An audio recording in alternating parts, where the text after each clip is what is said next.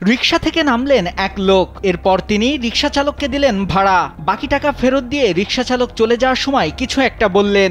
এরপরই ওই লোক নিজের পায়ের জুতা খুলে সেই জুতা দিয়েই রিকশা চালককে বেদম পিটুনি দেন। সামনেই রাখা ছিল কালো রঙের একটি প্রাইভেট কার। সেই প্রাইভেট কারের ব্যাগডালা থেকে লাঠি বের করে সেই লাঠি দিয়েও রিকশা চালককে পেটাচ্ছেন।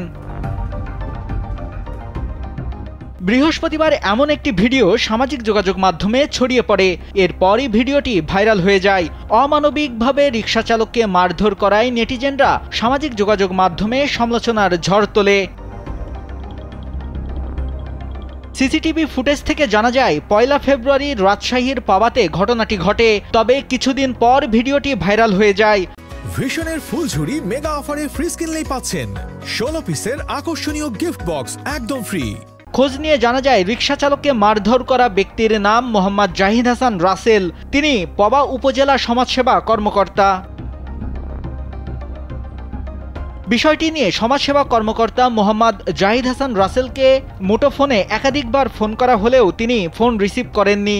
রাজশাহী জেলা সমাজসেবা কার্যালয়ের উপপরিচালক মনিরা খাতুনের মুঠোফোনে কল করা হলে তিনিও ফোন রিসিভ করেননি।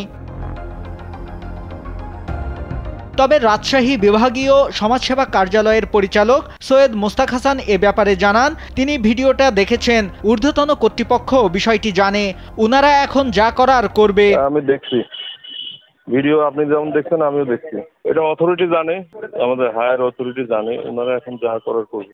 ভাইরাল হওয়া ১ মিনিট ৩৩ সেকেন্ডের ভিডিওটি দেখার পর স্থানীয়রা বলছেন, এমনভাবে কোনো ব্যক্তি কাউকে শারীরিকভাবে মারধর করতে পারে না।